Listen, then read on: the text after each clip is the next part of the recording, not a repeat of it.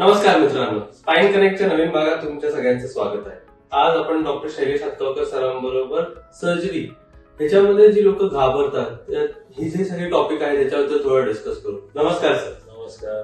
आज लोक एवढी घाबरतात स्पाइन सर्जरी. ह्याच्या आधी मॉडर्न जेव्हा स्पाइन सर्जरी जसे एंडोस्कोपी, नॅव्हिगेशन, रोबोटिक्स हे शस्त्रक्रिया नव्हत्या तेव्हा तर लोक जास्तीच घाबरतात. आजही लोक घाबरतात. तर आज मला तुमच्याकडनं जाणू इच्छितो की आपण काय आहे आज मॉडर्न टेक्नॉलॉजी मध्ये त्याच्या लोकांना घाबरायची गरजच नाही आहे. आय थिंक थँक्यू सूरज आणि श्रोते all the people who are listening to this podcast.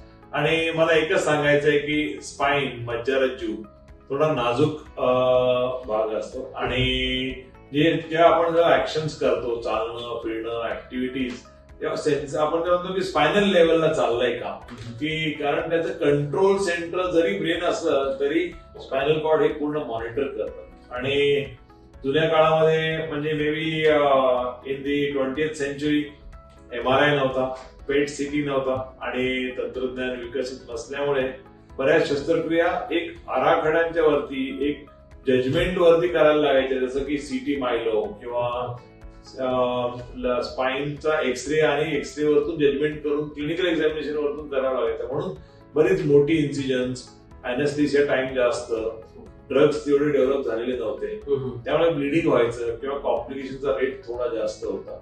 आता तंत्रज्ञान माहिती आहे आपल्याला, आज अचूकता जे आपण म्हणतो की MRI आलाय, पेट सीटी आहे, तर आपल्याला एक्झॅक्ट माहिती आहे लेवल काय आहे, लिजन कुठे आहे आणि त्याप्रमाणे ह्या नवीन ज्या शस्त्रक्रिया आहेत त्या अचूक लेवलला आपण सर्जरी करू शकतो आणि मिनिमल ऍक्सेस करू शकतो. ओके. तर आज जी भीती आहे लोकांना पण कमी झाली असं मी म्हणतो, ती या मिनिमल ऍक्सेस सर्जरीमुळे, त्या एंडोस्कोपिक सर्जरीमुळे, त्या नेव्हिगेशन बेस्ड सर्जरीमुळे किंवा minimally access and microscopic access to the tissue where the delicate spinal cord is trap, त्याच्यावरती दबाव असतो तो आपण काढू शकतो आणि रिस्कचं प्रमाण हे सिग्निफिकंटली कमी झालेलं आहे. सर आता जसं तुम्ही मायक्रोस्कोपिक आणि नॅव्हिगेशन बद्दल डिस्कस करता, आधीमध्ये आणि आतामध्ये 1 मिनिटाचा जो फरक तुम्ही मला सांगू शकता, तो माझ्या दर्शकांना ही गोष्ट कळली की घाबरायची काही गरज नाही आणि फरक तेवढा आलाय आजच्या टेक्नॉलॉजीमध्ये. I think yes, any surgery as you know, Atul गावंडेचं पुस्तक आहे ते कॉम्प्लिकेशन्स नावाचं, अमेरिकन तरी बेस्ट सेलर होतं. अराउंड 2 ते 3% कॉम्प्लिकेशन्स या सर्जरीमध्ये नमूद केलेल्या आहेत. जनरल कुठल्याही सर्जरीमध्ये की infection, weakness, difficulty, other medical complications, कुठल्या गोळ्यांची अलर्जी किंवा ज्या गोष्टी एक्सपेक्ट नाही केल्या त्या होऊ शकतात, पण त्यात प्रमाण हे सिग्निफिकंटली कमी झालंय. पूर्वी आपण 20 ते 30% कॉम्प्लिकेशन बोलायचो, आज आपण हे प्रमाण नक्कीच 5%च्या खाली आलंय असं मी म्हणायला हरकत नाही. आणि रिव्हिजन सर्जरीचा रेट कमी झालाय, कॉम्प्लिकेटेड सर्जरीचा रेट कमी झालाय, कारण त्याच्यामध्ये अचूकता ही प्रायमरी सर्जरीमध्येच खूप सर्जन्स अचीव्ह करतात आणि त्यामुळे रिव्हिजन्स आणि कॉम्प्लिकेशनचा रेट हा सगळीकडेच कमी झालाय असं वाटतं. सर आता ह्याच्यामध्ये फॅक्टर्स काय आहेत जे रिस्क वरती लोकांना जी भीती आहे त्याच्यावरती लोक ओव्हर थिंक करू शकतात, जास्तीच विचार करतात या वस्तूंचा, तर आपण थोडे फॅक्टर्स वरती डिस्कस केलं तर आय थिंक सो त्यांनाही बेटर होईल डिसिजन घेण्यासाठी कुठले. नाही, मला वाटतं की फॅक्टर्स म्हणजे की सगळ्यात महत्वाचं की लोकांच्या मनात असतं की स्टोरी कुठेतरी आपण बघितलंय, कोणीतरी चालत नाहीये, फिरत नाहीये किंवा व्हीलचेअर वरती आहे आणि त्यांचं ऑपरेशन झालं होतं किंवा स्पायनल कॉर्डची इंजुरी झाली होती.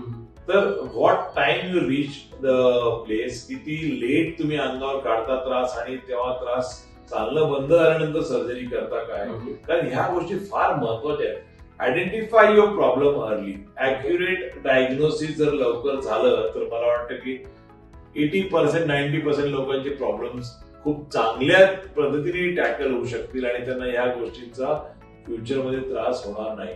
अनफॉर्च्युनेट जे आहे, दुर्दैवी, मी हमेशा म्हणतो की ट्रॉमॅटिक स्पायनल कॉर्ड इंजुरी जे आपण हाय व्हेलॉसिटी मध्ये बघतो, कार ऍक्सिडेंट, बस ऍक्सिडेंट किंवा हाय बिग हाईट आणि किंवा असं हाय व्हेलॉसिटी मध्ये पडणे अशा ठिकाणी किंवा खांबावरून पडणे, झाडावरून, या इंजुरीना अजूनही आपल्याकडे खूप चॅलेंजिंग सिच्युएशन्स आहेत, कारण it the injury happens once. पण आता त्यात पण ऍक्युरेट टाइम आणि जर चांगली सर्जरी झाली तर इम्प्रुव्हमेंटचा चान्स असतो. मी असं म्हणत नाही की सगळेच इम्प्रूव्ह होतील, कारण दे आर व्हेरी अनफॉर्च्युनेट. जेवढी जास्त इम्पॅक्ट असतो तेवढं जास्त त्याला सफर करावं लागतं. ते आपण म्हणतो पॅरासिस, विकनेस, लिम्बची ऍक्शन नाहीये मुवमेंट.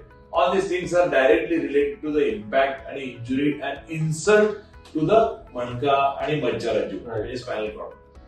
आता हे झाले कॉम्प्लिकेटेड केसेस, पण माझा खूप जवळचा एक्झाम्पल तुम्हाला सांगतो सर, की माझे काका आहे जे शेतकरी, त्यांना साधं डिकम्प्रेशन आहे, ते आम्ही एक दोनदा त्यांच्याशी बोलायचाही प्रयत्न केलाय. आणि अशी खूप लोक असतील ज्यांना नॉर्मल प्रॉब्लेम आहे, पण त्यांची गरज आहे त्यांना सर्जरी करायची, पण भीती खूप मोठा फॅक्टर. लास्ट एक प्रश्न तुम्हाला विचारायचा की त्यांना एक सजेशन देऊन की आपण ह्याच्याबद्दल एंड करू शकतो. नाही, मी हमेशा पेशंटना बोलताना सांगतो की तुमची ऍक्टिव्हिटी आणि डिसेबिलिटी, मी हे पॅराडाईम ठेवले की तुमची ऍक्टिव्हिटी जर कमी होत चालली आहे आणि डिसेबिलिटी वाढत चालली आहे, probably you are going towards some kind of intervention. तुमची ऍक्टिव्हिटी मॅनेजेबल आहे आणि डिसेबिलिटी तेवढी जास्त नाहीये. Maybe pain block, via media, basic गोष्टी आपण करू शकतो. ऍक्टिव्हिटी चांगली आहे, कधीतरी त्रास होतो, डिसेबिलिटी जास्त नाहीये, तुम्हाला खूप जास्त काही करण्याची गरज नाही. बेसिक एक्सरसाइज, फिजिओथेरपीवरती तुम्ही ठीक होऊ शकता. कारण body gives a response. Investigations are important. MRI is required for patients who are suffering and not getting better. Persistent त्रास असेल, लवकर MRI करून घ्यावा, कारण आजकाल इन्फेक्शन, ट्युमर्स या गोष्टी पण स्पाइन मध्ये बऱ्यापैकी आढळतात, डिस्क आणि स्टेनोसिस सोडून. त्यामुळे मला वाटतं की लवकरात लवकर जाणून घ्या तुमचा त्रास आणि नंतर continue with all the non surgical modalities. 90 ते 95% लोकांना तसंही सर्जरीची गरज पडत नसते. त्यामुळे we have to be accurate in today's age and today's world of science. Better to follow what's happening. आणि evidence based medicine हे खूप आजकाल महत्वाचं आहे आणि we should follow to the current guidelines in spine surgery for those who need it. Thank you so much sir, तुम्ही एवढं आमच्या दर्शकांना सांगितलं. मी दर्शकांनाही सांगू इच्छितो, तुम्हाला काही डाऊट्स असतील, कधी सरांचे काय वाटत असेल, प्लीज आमच्या युट्यूब सेक्शन मध्ये तुम्ही कॉमेंट करा आणि आम्ही सरांपर्यंत निरोप 100% पाठवू. थँक्यू.